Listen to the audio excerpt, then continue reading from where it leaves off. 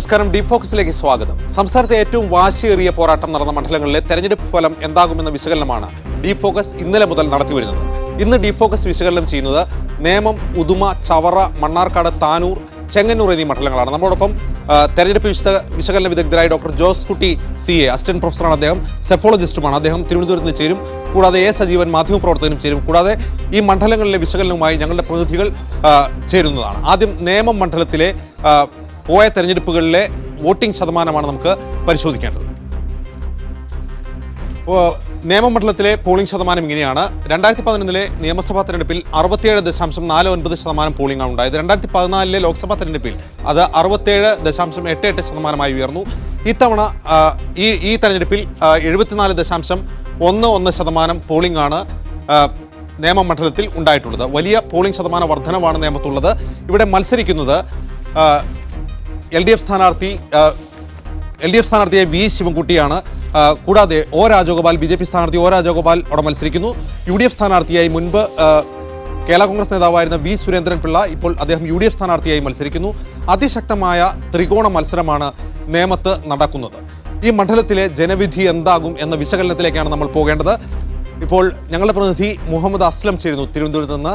അസ്ലം, അതിശക്തമായ പോരാട്ടമാണ് നേമത്ത് നടന്നത്. നേമത്ത് നടക്കുന്ന അവസാന നിമിഷങ്ങളിൽ നടന്ന അടിയൊഴുക്കുകൾ എന്താണ്? മൂന്ന് മുന്നണികൾക്കും അനുകൂലമായ സാഹചര്യങ്ങൾ എന്തൊക്കെയാണ് നേമത്ത്?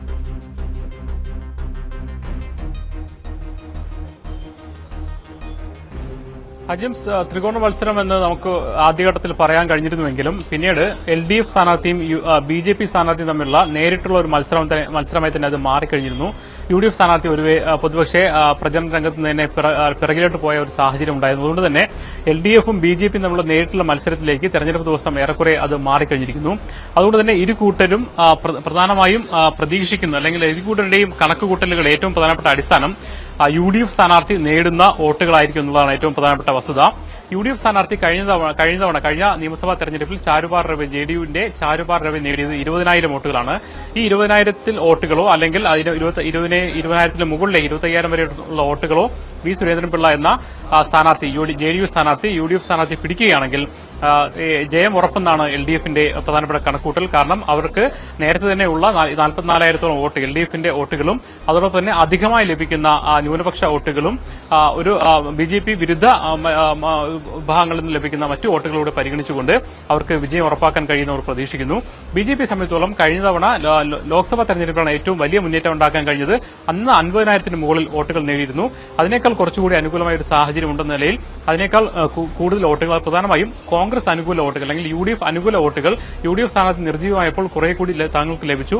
ഇടതുപക്ഷ അനുകൂല വോട്ടുകൾ ഒരു വിഭാഗം കൂടി, പ്രത്യേകിച്ച് നായർ വിഭാഗങ്ങളുടേതായ ഒരു വോട്ട് കൂടി തങ്ങൾക്ക് ലഭിച്ചിട്ടുണ്ടെന്ന് കണക്ക് കൂട്ടുന്നു. അതുകൊണ്ട് തന്നെ അവർക്ക് വിജയിക്കാൻ കഴിയുന്ന കണക്കൂട്ടുക. അതുകൊണ്ട് തന്നെ നേരത്തെ ഞാൻ പറഞ്ഞതുപോലെ UDF സ്ഥാനാർത്ഥി V സുരേന്ദ്രൻപിള്ള പിടിച്ച വോട്ടുകളാണ് ഒരുപക്ഷെ അടിയൊഴുക്കുകളെ നിർണ്ണയിക്കുക എന്നുള്ള ഏറ്റവും പ്രധാനപ്പെട്ട ഘടകമാണ്. 15,000-ൽ താഴെ JDU അല്ലെങ്കിൽ സ്ഥാനാർത്ഥിയിലെ വോട്ട് പോവുകയാണെങ്കിൽ LDFന് വെല്ലുവിളിയാണെന്ന് അവർ പറയുന്നു, അല്ലെങ്കിൽ വിജയിക്കാൻ ബുദ്ധിമുട്ടാണെന്ന് അവർ പറയുന്നു.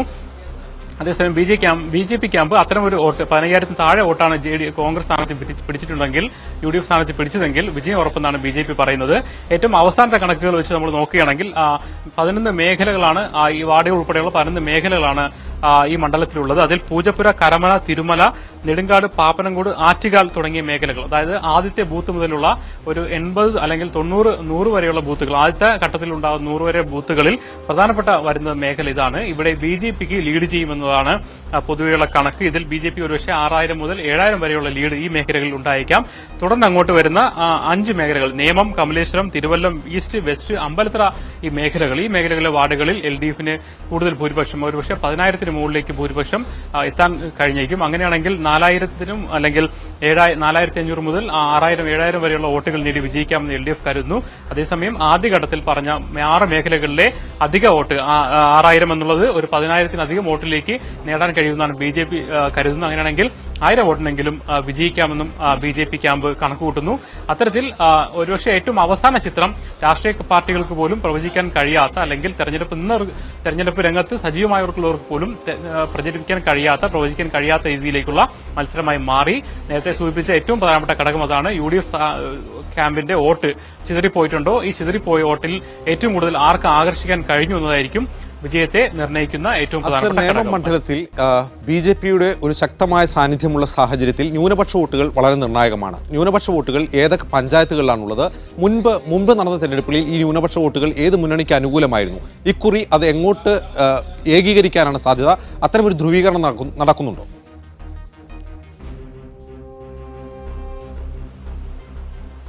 തീർച്ചയായും ബി.ജെ.പി ഏറ്റവും കൂടുതൽ പ്രതീക്ഷ അർപ്പിക്കുന്ന ഒരു മണ്ഡലം എന്ന നിലയിൽ തുടക്കം മുതൽ തന്നെ പ്രചാരണ രംഗത്ത് അവർ ബി.ജെ.പി മുന്നിലായിരുന്നതുകൊണ്ട് തന്നെ ന്യൂനപക്ഷ വോട്ടുകൾ, പ്രത്യേകിച്ച് മുസ്ലിം വോട്ടുകളും ക്രിസ്ത്യൻ വോട്ടുകളും, മുസ്ലിം വോട്ടുകൾ 30,000 മുതൽ 35,000 വരെ വോട്ടുകൾ മണ്ഡലത്തിലുണ്ട്. 15,000 വരെ വോട്ടുകൾ ക്രിസ്ത്യൻ വിഭാഗത്തിനുമുണ്ട്. ഈ 50,000 വോട്ടുകളിൽ ഒരുപക്ഷെ 40,000 വോട്ടെങ്കിലും പോൾ ചെയ്തു എന്നാണ് കണക്കുകൾ സൂചിപ്പിക്കുന്നത്. അല്ലെങ്കിൽ രാഷ്ട്രീയ പ്രവർത്തകരുടെ ഒരു വിലയിരുത്തൽ, അവരുടെ ബൂത്ത് തലത്തിലുള്ള വിലയിരുത്തൽ 40,000-ഓളം തന്നെയാണ്. ഇതിൽ സ്വാഭാവികമായും ബി.ജെ.പി ഭീതി അല്ലെങ്കിൽ സംഘപരിവാർ ഭീതി കൊണ്ടുതന്നെ ഇടതുപക്ഷത്തേക്ക് ഇത് നല്ലൊരു ശതമാനവും തിരിഞ്ഞു എന്നുള്ളത് തന്നെയാണ് രാഷ്ട്രീയ പാർട്ടികളുടെയും അതോടൊപ്പം തന്നെ തെരഞ്ഞെടുപ്പ് നിരീക്ഷകരുടെയും ഒരു പ്രധാനപ്പെട്ട വിലയിരുത്തൽ. അതേസമയം ഇതിൽ പകുതിയെങ്കിൽ മാത്രമേ കഴിഞ്ഞ തെരഞ്ഞെടുപ്പുകളിൽ എൽ.ഡി.എഫിന് പൂർണ്ണമായി ലഭിച്ചിരുന്നുള്ളൂ. പ്രത്യേകിച്ച് ക്രിസ്ത്യൻ വിഭാഗത്തിന്റെ വോട്ടുകൾ യു.ഡി.എഫിലേക്കും എൽ.ഡി.എഫിലേക്കും മാറി പോയിരുന്നു. മുസ്ലിം ന്യൂനപക്ഷത്തിന്റെ വോട്ടുകൾ മാത്രമാണ് ഒരുപക്ഷെ ഒരു 40% വരെ മാത്രമേ എൽ.ഡി.എഫിന് കിട്ടിയിരുന്നുള്ളൂ. കാരണം യു.ഡി.എഫ് സ്ഥാനാർത്ഥിയോടായിരുന്നു കഴിഞ്ഞ തവണ ഒരു അനുഭവം കാണിച്ചത്. എന്നാൽ ഇത്തവണ സ്ഥിതി മാറിയിട്ടുണ്ട്. പരമാവധി വോട്ടുകൾ എൽ.ഡി.എഫിലേക്ക് വിഴിഞ്ഞിട്ടുണ്ട് എന്ന് തന്നെയാണ് എൽ.ഡി.എഫ് ക്യാമ്പ് വിശ്വസിക്കുന്നത്. അതാണ് അവരുടെ വിജയത്തിന്റെ അല്ലെങ്കിൽ അവർ വിജയിക്കാൻ പറയുന്ന മേഖലയിലേക്ക് വരാം. ഇപ്പോൾ C.A. ജോസ് കുട്ടി, സെഫോളജിസ്റ്റ്, അദ്ദേഹം ഈ നേമം മണ്ഡലത്തിലെ വിശകലനവുമായി നമ്മോടൊപ്പമുണ്ട്. ശ്രീ ജോസ് കുട്ടി, ഇവിടെ ചൂണ്ടിക്കാട്ടപ്പെട്ടതുപോലെ തന്നെ ബി.ജെ.പി ഏറ്റവും കൂടുതൽ പ്രതീക്ഷ വയ്ക്കുന്ന ഒരു മണ്ഡലമാണ് നേമം. കഴിഞ്ഞ ലോക്സഭാ തെരഞ്ഞെടുപ്പിൽ ബി.ജെ.പി ഏറെ മുമ്പിൽ വന്ന, ഏറെ ഭൂരിപക്ഷം നേടിയ ഒരു മണ്ഡലം കൂടിയാണിത്. ഈ സാഹചര്യത്തിൽ കേരളത്തിൽ ആദ്യം താമര വിരിയുക നേമത്തായിരിക്കും. ഈ സൂചിപ്പിച്ചതുപോലെ ബി.ജെ.പി വളരെ പ്രതീക്ഷ വയ്ക്കുന്ന ഒരു മണ്ഡലമാണ്. അതിൻ്റെ കാരണം ചരിത്രം പരിശോധിച്ചാൽ ബി.ജെ.പിക്ക് പല ഘട്ടങ്ങളിലും കഴിഞ്ഞ പാർലമെൻറ്റ് ഇലക്ഷനിലാണെങ്കിലും കഴിഞ്ഞ ലോക്കൽ പ്രാദേശിക തിരഞ്ഞെടുപ്പിലാണെങ്കിലും വളരെ വോട്ടുകൾ സമാഹരിക്കാൻ കഴിഞ്ഞ ഒരു മണ്ഡലമാണ് നേമം. അതുകൊണ്ട് തന്നെ ബി.ജെ.പി വളരെ പ്രതീക്ഷ അവിടെ അർപ്പിക്കുന്നുണ്ട്. ബി.ജെ.പിക്ക് കേരളത്തിൽ കിട്ടാവുന്ന ഏറ്റവും താരത്തിളക്കമുള്ള, ഏറ്റവും സ്വീകാര്യതയുള്ള സ്ഥാനാർത്ഥിയെ തന്നെയാണ് അവിടെ നിർത്തിയിരിക്കുന്നത്. അങ്ങനെ കുറേയധികം അനുകൂല ഘടകങ്ങൾ. മാത്രവുമല്ല, ഈ അസംബ്ലി തിരഞ്ഞെടുപ്പിൽ അക്കൗണ്ട് തുറന്നില്ലെങ്കിൽ ബി.ജെ.പി ഇനി ഒരുപാട് കാലം കാത്തിരിക്കേണ്ടി വരും. മാത്രവുമല്ല, അതൊരു വലിയ ഒരു പാർട്ടിയെ പിന്നോട്ട് വലിക്കുന്നൊരു ഘടകമായിരിക്കും എന്നൊക്കെ മനസ്സിലാക്കിക്കൊണ്ടുള്ള വളരെ ചിട്ടയായിട്ടുള്ള ഒരു പ്രവർത്തനമാണ്. അതിൽ ഏറ്റവും പ്രധാനപ്പെട്ടതായിട്ട് എനിക്ക് തോന്നുന്നൊരു കാര്യം, മറ്റ് മണ്ഡലങ്ങളിൽ ബി.ജെ.പി വളരെ കാടിളക്കി ഒരു പ്രചരണമാണ് നടത്തിയതെങ്കിൽ നേമത്ത് വളരെ നിശബ്ദമായിട്ടുള്ളൊരു പ്രചരണമാണ് നടത്തിയത്. അതിൻ്റെ പ്രധാനപ്പെട്ട കാരണം നമ്മളിപ്പോൾ ഇവിടെ സൂചിപ്പിച്ചതുപോലെ ആ മണ്ഡലത്തിൽ വളരെ നിർണായകമായിട്ടുള്ള 10-30% ന്യൂനപക്ഷ ക്രിസ്ത്യൻ മുസ്ലിം വിഭാഗങ്ങളുടെ വോട്ടുകൾ വലിയ രീതിയിൽ ക്രോഡീകരിച്ച് ധ്രുവീകരിച്ച് എൽ.ഡി.എഫിന് പോകരുത് എന്നുള്ള ഒരു പദ്ധതിയുടെ അടിസ്ഥാനത്തിലാണ് അവിടെ വളരെ നിശബ്ദമായിട്ടുള്ള ഒരു പ്രചരണം ബി.ജെ.പി നടത്തിയിട്ടുള്ളത്. അതുകൊണ്ട് തന്നെ വളരെ വിജയപ്രതീക്ഷയുണ്ട്. മാത്രവുമല്ല, ഈ തെരഞ്ഞെടുപ്പിൽ പലരും സൂചിപ്പിച്ചിട്ടുള്ളതും ഒരു പരിധിവരെ സംഭവിക്കാൻ സാധ്യതയുമായിട്ടുള്ള ഒരു വലിയ പ്രവണതയുടെ പരീക്ഷണശാല കൂടിയാണ് നേമം. അതായത് ന്യൂനപക്ഷങ്ങൾ ഭൂരിപക്ഷമായിട്ടുള്ള പ്രദേശങ്ങളിൽ അവർ ബന്ധപ്പെട്ട സ്ഥാനാർത്ഥികൾ വോട്ട് ചെയ്യും. അതായത് ഇപ്പം മലപ്പുറത്ത് ലീഗിൻ്റെ സ്ഥാനാർത്ഥികൾക്കായിരിക്കാം മുസ്ലിങ്ങൾ കൂടുതലായി അല്ലെങ്കിൽ പരമ്പരാഗതമായി വോട്ട് ചെയ്യുന്ന രീതിയിൽ വോട്ട് ചെയ്യുന്നത്. എന്നാൽ മുസ്ലിങ്ങൾ അല്ലെങ്കിൽ ക്രിസ്ത്യൻസ് ന്യൂനപക്ഷമായിട്ടുള്ള പ്രദേശങ്ങളിൽ അവർ കോൺഗ്രസിൽ നിന്ന് മാറി അല്ലെങ്കിൽ യു.ഡി.എഫിൽ നിന്ന് മാറി കുറച്ചൊക്കെ വോട്ടുകൾ എൽ.ഡി.എഫിലേക്ക് പോകാൻ സാധ്യതയുണ്ട് എന്ന് കരുതുന്ന ഒരു മണ്ഡലമാണ്. അപ്പോൾ അങ്ങനെ സംഭവിച്ചാൽ മാത്രമേ ഇപ്പോൾ ഈ പലരും സൂചിപ്പിച്ചതുപോലെ എൽ.ഡി.എഫിനൊരു മുൻതൂക്കം അല്ലെങ്കിൽ ഒരു നേട്ടം ഈ തെരഞ്ഞെടുപ്പിൽ ഉണ്ടാകാൻ സാധ്യതയുള്ളൂ. അങ്ങനെ ന്യൂനപക്ഷ വോട്ടുകൾ കൂടുതലായി ശിവൻകുട്ടിക്ക് കിട്ടിയാൽ മാത്രമേ അദ്ദേഹം അവിടെ ജയിക്കുവാനും സാധിക്കുന്നുള്ളൂ. ഇപ്പോൾ എ സജീവനുണ്ട്, മാധ്യമപ്രവർത്തകൻ. എ സജീവൻ, ഇവിടെ ചൂണ്ടിക്കാട്ടപ്പെട്ടതുപോലെ തന്നെ ബി.ജെ.പിക്ക് വലിയ സാധ്യത കൽപ്പിക്കുന്ന നേമത്ത് അവസാന നിമിഷങ്ങളിൽ ചില അടിയൊഴുക്കുകൾക്ക് സാധ്യതയുണ്ട്. മുൻകാലങ്ങളിൽ ക്രോസ് വോട്ടിംഗ് നടന്നിട്ടുണ്ട്. നേമത്തെ എന്നതും വ്യക്തമാണ്. ഇത്തവണ അത്തരം ഒരു ക്രോസ് വോട്ടിങ്ങിനുള്ള സാധ്യത എത്രത്തോളമുണ്ട്? ഈ ക്രോസ് വോട്ടിംഗ് നടന്നില്ലെങ്കിൽ BJP തന്നെ ജയിക്കാനല്ലേ സാധ്യത നേമത്ത്? BJPക്ക് ഏറ്റവും കൂടുതൽ സാധ്യതയുള്ള മണ്ഡലമാണ് കേരളത്തിൽ നേമം മണ്ഡലം. വട്ടിയൂർക്കാവും കഴക്കൂട്ടും ഒക്കെ പിന്നീട് വരുന്ന മണ്ഡലങ്ങൾ മാത്രമാണ്. അപ്പം നേമത്ത് ഇപ്പോഴത്തെ ഒരവസ്ഥയിൽ BJP ജയിക്കുമെന്നാണ് പൊതുവെയുള്ള ധാരണ. പക്ഷേ നമുക്കറിയാവുന്നതാണ്, ഇത്തവണത്തെ തെരഞ്ഞെടുപ്പിൽ ന്യൂനപക്ഷങ്ങൾ വളരെ ശക്തമായിട്ടുള്ള നിലപാട് എടുത്തു എന്ന സൂചനയുണ്ട്. അത് പല ന്യൂനപക്ഷ നേതാക്കന്മാരുടെയും പുരോഹിതന്മാരുടെയും മറ്റും വാക്കുകൾക്ക് ഇടയിൽ വരികൾക്ക് ഇടയിൽ വായിച്ചാൽ മനസ്സിലാവുന്നത് അവർ ശക്തമായിട്ട് നിലപാട് പുതിയ പ്രതിഭാസങ്ങളോട് ശക്തമായി പ്രതികരിക്കാൻ തീരുമാനിച്ചിട്ടുണ്ടെന്നാണ്. അങ്ങനെയാണെങ്കിൽ BJPക്ക് നേമം മണ്ഡലം കിട്ടാൻ സാധ്യതയില്ല. ആ വോട്ടുകൾ സ്വാഭാവികമായിട്ടും LDFന് അനുകൂലമായിട്ടാണ് പോകാൻ സാധ്യത. ഏതായാലും അത് കൃത്യമായിട്ടും അറിയണമെങ്കിൽ നേമം എന്നത് കേരളത്തിലൊരു സീറ്റ് അവർക്ക് കിട്ടുന്നുണ്ടെങ്കിൽ, BJPക്ക് കിട്ടുന്നുണ്ടെങ്കിൽ നേമം മാത്രമേ കിട്ടുള്ളൂ. നേമമായിരിക്കും ആദ്യത്തെ സീറ്റ്. അത് നഷ്ടപ്പെട്ടു എന്ന് വെച്ചാൽ പിന്നീട് മറ്റു പല മണ്ഡലങ്ങളുടെയും സ്ഥിതി വളരെ ദയനീയമായിരിക്കും. റൈറ്റ്. ഉദുമ മണ്ഡലത്തിലേക്കാണ് ഈ നമുക്ക് വരേണ്ടത്. അതിലേക്ക് മടങ്ങിയെത്താം അതിഥികളിലേക്കും നമ്മുടെ റിപ്പോർട്ടറിലേക്കും ഒരു ചെറിയ ഇടവേളയ്ക്ക് ശേഷം. ഡിഫോക്കസ് ഇനി പരിശോധിക്കുന്നത് കാസർഗോഡ് ജില്ലയിലെ ഉദുമ മണ്ഡലത്തെക്കുറിച്ചാണ്. കോൺഗ്രസ് നേതാവ് K. സുധാകരൻ്റെ സ്ഥാനാർത്ഥി കൊണ്ട് ഏറെ ശ്രദ്ധേയമാണ് ഉദുമ മണ്ഡലം. ഉദുമ മണ്ഡലത്തിലെ പോയ തെരഞ്ഞെടുപ്പുകളിലെ പോളിംഗ് ശതമാനമാണ് ഇനി പരിശോധിക്കേണ്ടത്. 2011 നിയമസഭാ തെരഞ്ഞെടുപ്പിൽ 73.98% പോളിംഗാണ് അവിടെ ഉണ്ടായത്. 2014 അത് 77.26% ഉയർന്നു. 2016 ഈ തെരഞ്ഞെടുപ്പിൽ അവിടെ ഉണ്ടായിട്ടുള്ള പോളിംഗ് ശതമാനം 80.16%. ഇതാണ് ഈ ഉദുമ മണ്ഡലത്തിലെ പോളിംഗ് ശതമാനത്തിൻ്റെ ദൃശ്യങ്ങൾ. ഉദുമ മണ്ഡലത്തിൽ മത്സരിക്കുന്നത് UDF സ്ഥാനാർത്ഥി കോൺഗ്രസ് നേതാവ് കൂടിയ K. സുധാകരനാണ്. CPM സ്ഥാനാർത്ഥിയായി K. കുഞ്ഞിരാമൻ സിറ്റിംഗ് MLA മത്സരിക്കുന്നു. Advocate K. ശ്രീകാന്താണ് BJP സ്ഥാനാർത്ഥി. ഇതുകൂടാതെ SDPയുടെയും PDPയുടെയും സ്ഥാനാർത്ഥികൾ ഈ മണ്ഡലത്തിൽ മത്സരിക്കുന്നുണ്ട്. ഈ മണ്ഡലത്തിൻ്റെ പൊതുവിവരങ്ങളുമായി ഞങ്ങളുടെ പ്രതിനിധി ഷഫീഖ് നസറുള്ള ചേരുന്നു. ഷഫീഖ്, ഉദുമ മണ്ഡലം ഒരു UDF മണ്ഡലമാണെന്നാണ് LDF പ്രവർത്തകർ സാധാരണ പറയാറ്. അതേസമയം തന്നെ സ്ഥിതിവിവര കണക്കുകൾ LDFന് അനുകൂലവുമാണ്. 9 പഞ്ചായത്തുകളിൽ 7 പഞ്ചായത്തും ഭരിക്കുന്നത് LDF തന്നെയാണ്. എന്താണ് അവിടെ നിന്ന് ലഭിക്കുന്ന പോരാട്ടത്തിൻ്റെ അവസാന ചിത്രം? ജെയിംസ്, UDFന് വലിയ സ്വഭാവത്തിൽ വോട്ടുള്ള ഒരു മണ്ഡലമാണ് ഉദുമ മണ്ഡലം. എന്നാൽ കാലങ്ങളായി LDF വലിയ മേധാവിത്വം മണ്ഡലത്തിൽ ലഭിക്കുന്നുണ്ട്.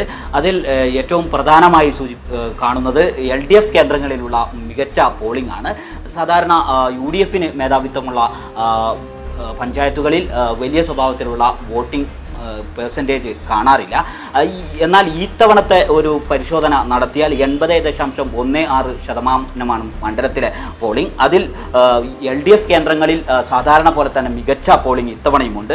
87% ബേഡെടുക്ക പഞ്ചായത്തിൽ LDFന് വലിയ സ്വഭാവത്തിൽ മേധാവിത്വമുള്ള പഞ്ചായത്താണ്. അവിടെ 87.67% പോളിംഗ് ഉണ്ട്. ദേലമ്പാടി പഞ്ചായത്ത് LDFന് മേധാവിത്വമുള്ള പഞ്ചായത്താണ്. 80.68% അവിടുത്തെ പോളിംഗ്. പുല്ലൂർ പെരിയ അതും LDFന് മേധാവിത്വമുള്ള പഞ്ചായത്താണ്. 87.86% അവിടുത്തെ പോളിംഗ്. കുറ്റിക്കോൽ പഞ്ചായത്ത് LDFന് വലിയ മേധാവിത്വമുള്ള പഞ്ചായത്ത്. അവിടെ 87.59% പോളിംഗ്.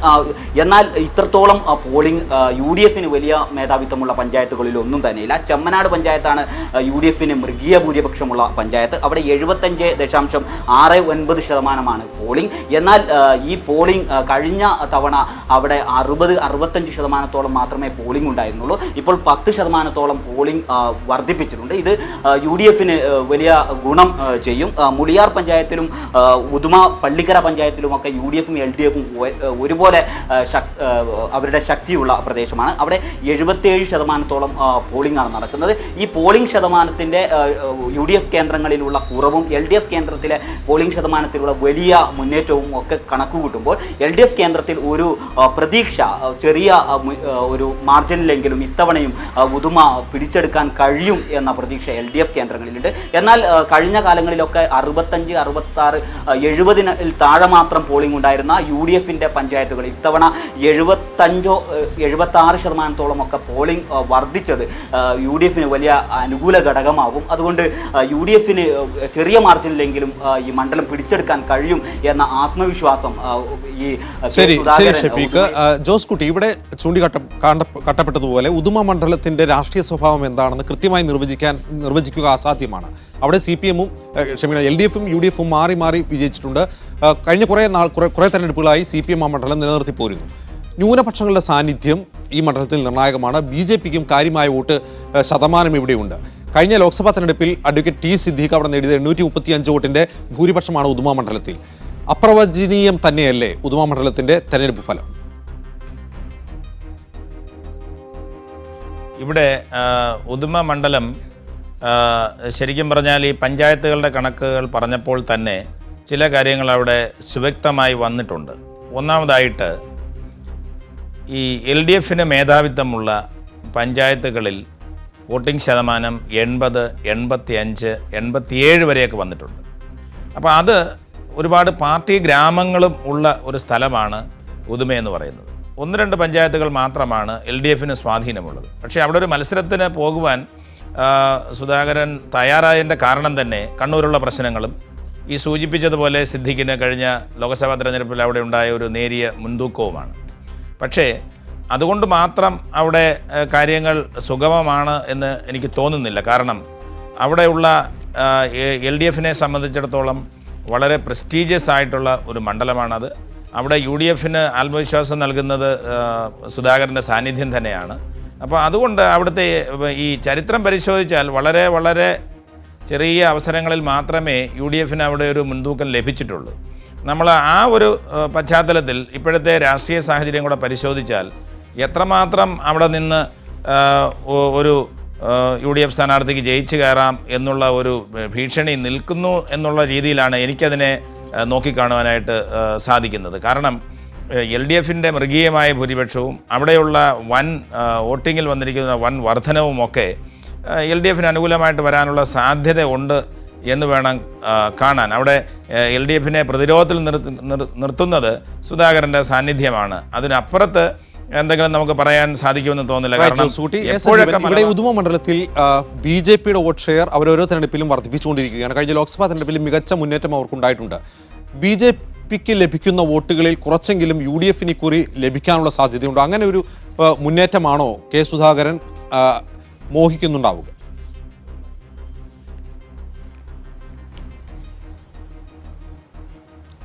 സജീവൻ,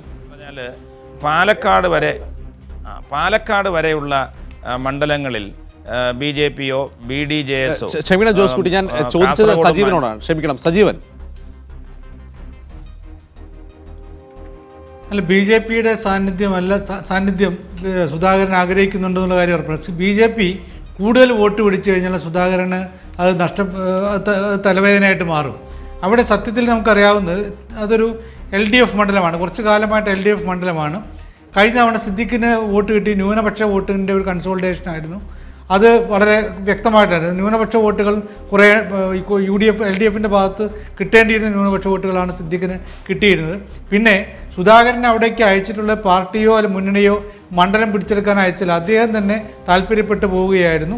നേരത്തെ പറഞ്ഞ പോലെ രാകേഷും മറ്റും ഉയർത്തിയിട്ടുള്ള കണ്ണൂരിലെ പ്രശ്നങ്ങൾ കാരണം. പക്ഷേ നമ്മൾ സുധാകരൻ ഒറ്റയടിക്ക് തള്ളിക്കളയാൻ പറ്റില്ല. കാരണം ഇപ്പോഴത്തെ ധർമ്മടം, പഴയ എടക്കാട് മണ്ഡലം, അവിടെ ഈ LDF-ന് പെരുങ്കോട്ടയായിട്ടുള്ള എടക്കാട് മണ്ഡലത്തിൽ ജയിച്ച് കയറിയിട്ടുള്ള ആളാണ് സുധാകരൻ. അതുകൊണ്ട് സുധാകരന് പല തന്ത്രങ്ങളും അറിയാം.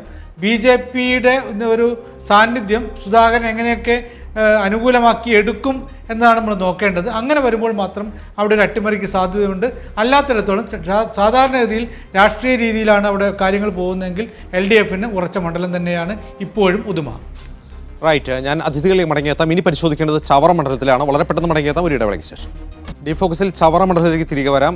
അതിനു മുൻപ് നമ്മൾ മണ്ണാർക്കാട്, പാലക്കാട് ജില്ലയിലെ മണ്ണാർക്കാട് മണ്ഡലമാണ് പരിശോധിക്കേണ്ടത്. കാന്തപുരം AP അബൂക്കർ മുസ്ലിയാരുടെ UDF സ്ഥാനാർത്ഥിക്കെതിരായ പ്രഖ്യാപനത്തോടെ ഏറെ ശ്രദ്ധേയമായ ഒരു മണ്ഡലമാണ് മണ്ണാർക്കാട് മണ്ഡലം. Advocate N. Shamsuddeen sitting MLA തന്നെയാണ് UDF സ്ഥാനാർത്ഥിയോടെ മത്സരിക്കുന്നത്. മണ്ണാർക്കാട് മണ്ഡലത്തിലെ ഇപ്പോഴത്തെ ഈ തെരഞ്ഞെടുപ്പിലെയും മുൻപുള്ള തെരഞ്ഞെടുപ്പുകളിലെയും പോളിംഗ് ശതമാനമാണ് ഈ പരിശോധിക്കേണ്ടത്. 2011 നിയമസഭാ തെരഞ്ഞെടുപ്പിൽ 72.65% മണ്ണാർക്കാട് മണ്ഡലത്തിലെ പോളിംഗ് ശതമാനം. 2014 ലോക്സഭാ തെരഞ്ഞെടുപ്പിൽ 72.89% ഉയർന്നു. ഇപ്പോഴത് 78% ഉയർത്തിയിട്ടുള്ളത്. 78.14% ഈ കഴിഞ്ഞ തെരഞ്ഞെടുപ്പിലെ ഇവിടുത്തെ പോളിംഗ് ശതമാനം. ഇനി സ്ഥാനാർത്ഥികൾ UDF സ്ഥാനാർത്ഥിയായി ഇവിടെ മത്സരിക്കുന്നത് അഡ്വക്കേറ്റ് എൻ ഷംസുദ്ദീൻ. അദ്ദേഹം മുസ്ലിം ലീഗിൻ്റെ UDF സ്ഥാനാർത്ഥിയാണ്. LDF സ്ഥാനാർത്ഥിയായി മത്സരിക്കുന്നത് CPI-യുടെ KP സുരേഷ് രാജാണ്. NDA-യുടെ BDJS സ്ഥാനാർത്ഥി AP കേശവദേവാണ് ഇവിടെ മത്സരിക്കുന്നത്. ഇതുകൂടാതെ ചെറിയ പാർട്ടികളുടെ സ്ഥാനാർത്ഥി വെൽഫെയർ പാർട്ടി സ്ഥാനാർത്ഥി സുലൈമാനും ഇവിടെ മത്സരിക്കുന്നുണ്ട്. ഇതാണ് ഈ മണ്ഡലത്തിലെ സ്ഥാനാർത്ഥികളുടെ ഒരു പൊതുചിത്രം. ഈ മണ്ഡലത്തിലെ അടിസ്ഥാന വിവരങ്ങളുമായി ഞങ്ങളുടെ പ്രതിനിധി ബിജു ചേരുന്നു പാലക്കാട് നിന്ന്. ബിജു, പാലക്കാട് മണ്ഡലത്തിലെ പഞ്ചായത്തുകളിൽ ഭൂരിഭാഗവും LDF ആണ് ഭരിക്കുന്നത്. മണ്ണാർക്കാട് മുനിസിപ്പാലിറ്റി ഉൾപ്പെടെയുള്ള ഈ മണ്ഡലങ്ങളിലെ രാഷ്ട്രീയ സാഹചര്യം എന്താണ്? എന്തായിരിക്കും ഇവിടെ വിധി നിർണ്ണയിക്കുക?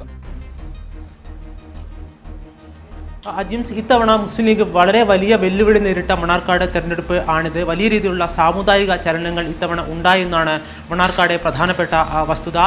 CPI അല്ലെങ്കിൽ മുസ്ലിം ലീഗ് എന്ന പോരാട്ടത്തിലുപരിയായി AP വിഭാഗം EK വിഭാഗം പോരാട്ടമായി ഇത് മാറുകയും ചെയ്തു. ശംസുദ്ദീനെ തോൽപ്പിക്കണമെന്ന കാന്തപുരത്തിൻ്റെ പരസ്യമായ പ്രസ്താവനയാണ് തെരഞ്ഞെടുപ്പിൻ്റെ പ്രചരണത്തിൻ്റെ മധ്യഘട്ടത്തിൽ ചിത്രം ആകെ മാറ്റിമറിച്ചത്. ഇവിടെ ഈ ഒരു പ്രസ്താവന വന്നതോടുകൂടി മുസ്ലിം ലീഗിന് ചില ഗുണങ്ങൾ ഉണ്ടായി എന്ന കൂടി ഒരു വസ്തുത കൂടിയുണ്ട്. ലീഗിനുള്ളിലെ അനൈക്യങ്ങളും അപസ്വരങ്ങളും മാറി അവർ ഒറ്റക്കെട്ടായി ഈ തെരഞ്ഞെടുപ്പിനെ നേരിട്ടു.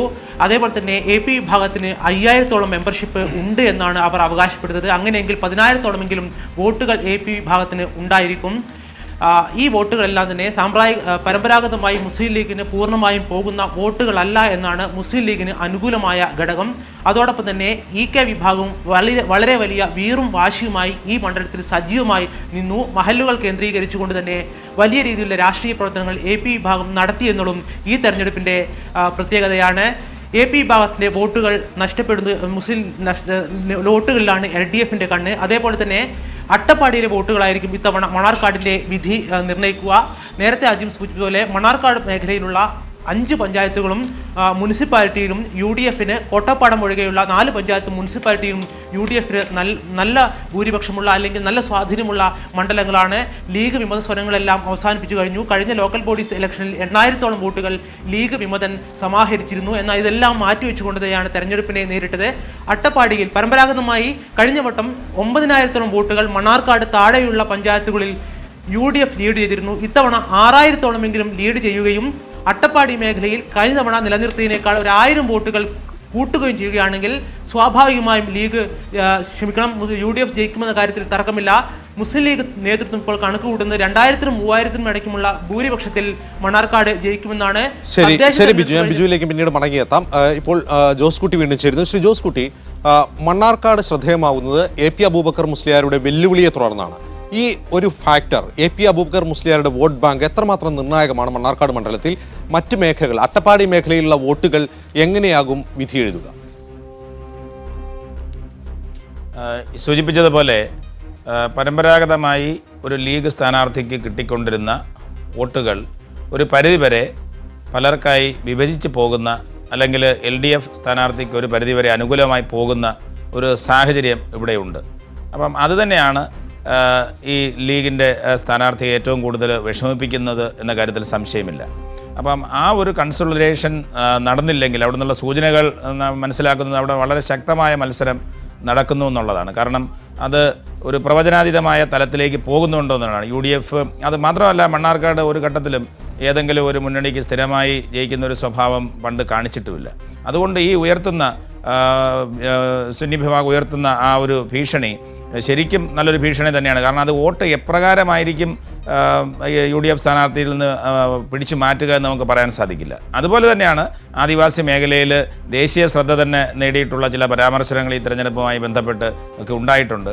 അതുകൊണ്ടുകൂടി അവിടെ ഒരുപാട് VIP സന്ദർശനങ്ങളൊക്കെ വന്നിട്ടുണ്ട്. അപ്പോൾ അതെല്ലാം അവിടെ ചേർക്കുമ്പോൾ അവിടെ വളരെ ശക്തമായിട്ടൊരു മത്സരമുണ്ട്. അതിനോടൊപ്പം ചേർത്ത് വായിക്കേണ്ടതാണ് അവിടെ ഈ നമ്മുടെ പോളിംഗ് ശതമാനത്തിൽ ഉണ്ടായിട്ടുള്ള ഒരു വലിയ വർധനവ് എന്ന് പറഞ്ഞാൽ, ഈ പോളിംഗ് ശതമാനത്തിലെ വർധനവ് അപ്പോൾ നമ്മൾ കേരളം മൊത്തം കാണുന്നതിൽ വ്യത്യസ്തമായിട്ട് ചില മണ്ഡലങ്ങളിൽ അത് സംഭവിക്കുക ആ പ്രദേശത്തിൻ്റെ പ്രത്യേകമായിട്ടുള്ള ചില ഒരു ഉണർവിൻ്റെ ഭാഗമായിട്ടാണ്. ഉണർവെന്ന് പറയുന്നത് ഏതെങ്കിലും ഒരു വിഷയമോ ഏതെങ്കിലും ഒരു വിഭാഗമോ അല്ലെങ്കിൽ ഏതെങ്കിലും ഒരു പ്രശ്നമോ കാര്യമായി തെരഞ്ഞെടുപ്പിനെ സ്വാധീനിക്കാനുള്ള സാധ്യതകൾ കൊണ്ടാണ് അവിടെ ഒരു 6-7% വോട്ടിൻ്റെ വർധനവ് വന്നിട്ടുള്ളത്.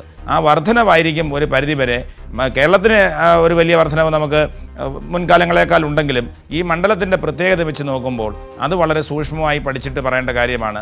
അതുകൊണ്ട് എനിക്ക് തോന്നുന്നത് അവിടുത്തെ ഇപ്പം സ്ഥാനാർത്ഥികൾ നല്ലതാണെങ്കിലും അവിടെ വളരെയധികം സൂക്ഷ്മമായിട്ട് നിരീക്ഷിച്ചതിന് ശേഷം കണ്ടു തന്നെ അറിയേണ്ട ഒരു ഫലമാകുന്ന രീതിയിലേക്കാണ് അവിടെ മാറിയിട്ടെന്നുള്ള കാര്യത്തിൽ സംശയമില്ല. റൈറ്റ്, ഞാൻ ജോസൂട്ടിയെ മടങ്ങിയെത്താം. എ സജീവൻ, ഇവിടെ AP അബൂബക്കർ മുസ്ലിയാരുടെ ഒരു വെല്ലുവിളി നിലനിൽക്കുന്നു. അതേസമയം തന്നെ വോട്ട് ശതമാനത്തിൽ 6% വർധനവുണ്ടായിരിക്കുന്നു.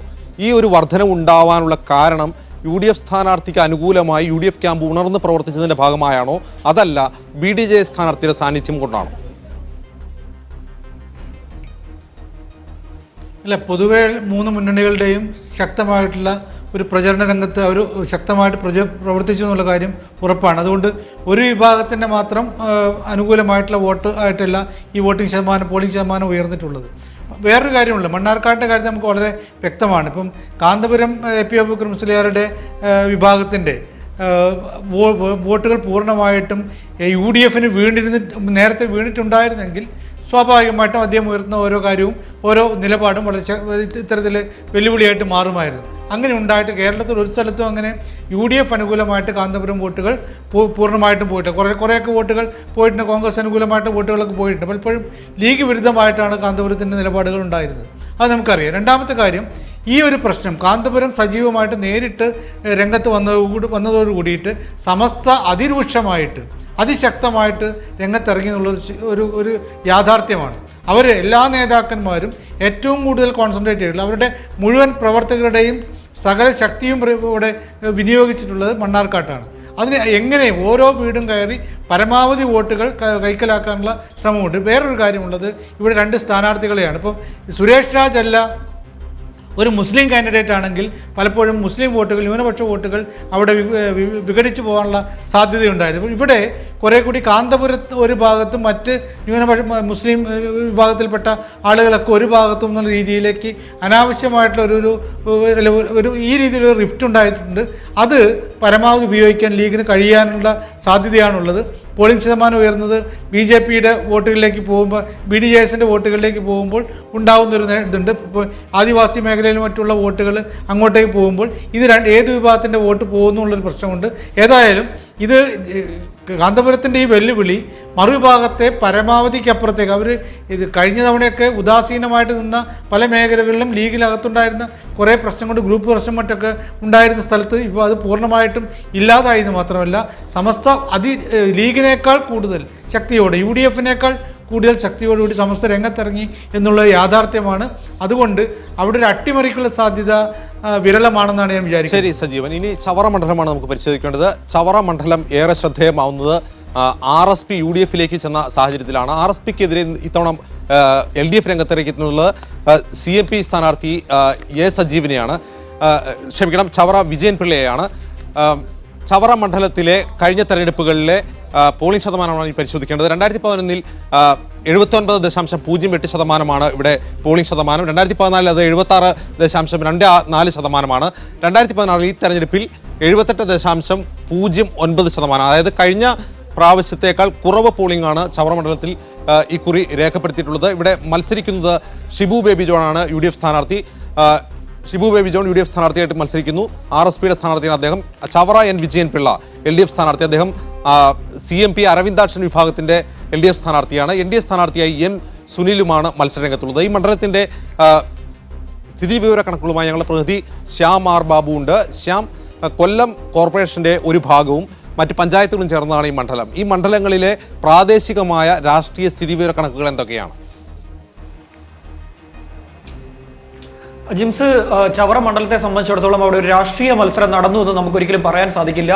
തികച്ചും വ്യക്തിപരമായിട്ട് രണ്ട് വ്യക്തികൾ തമ്മിലുള്ള ഒരു മത്സരം എന്ന് വേണം നമുക്ക് ചവറയിൽ വിലയിരുത്താൻ. അവിടെ നിന്ന് നമുക്ക് മനസ്സിലാക്കാൻ സാധിക്കുന്ന തന്നെയാണ് ഷിബു ബേബി ജോണിനെ സംബന്ധിച്ചിടത്തോളം ഷിബു ബേബി ജോൺ ചവറയിൽ അത്തരത്തിൽ ബന്ധങ്ങളുണ്ട്. അതുപോലെ തന്നെയാണ് വിജയൻ പിള്ള ഒരു രാഷ്ട്രീയ പാർട്ടിയുടെ ഭാഗമായി വരുന്ന ഒരു സ്ഥാനാർത്ഥിയല്ല. CMB സ്ഥാനാർത്ഥി എന്ന് പറയുമ്പോഴും അദ്ദേഹം ആദ്യമേ തന്നെ CPM-ന്റെ സ്ഥാനാർത്ഥിയാവാൻ സാധ്യത കൽപ്പിച്ചു, പിന്നീട് CPI-യുടെ സ്ഥാനാർത്ഥിയാവാൻ സാധ്യത കൽപ്പിച്ചു. അത്തരത്തിൽ വിജയൻ പിള്ളയും അത്തരത്തിൽ വ്യക്തിബന്ധങ്ങൾ ഉണ്ട് എന്ന് കണ്ട്, ചവറയിൽ ബന്ധങ്ങൾ ഉണ്ട് എന്ന് കണ്ടുകൊണ്ട് LDF കൊണ്ടുവന്ന സ്ഥാനാർത്ഥിയാണ് N വിജയൻ പിള്ള. അതുകൊണ്ട് തന്നെ രണ്ട് വ്യക്തികൾ തമ്മിലുള്ള ഒരു മത്സരമായിട്ട് വേണം ചവറയിൽ കാണാൻ.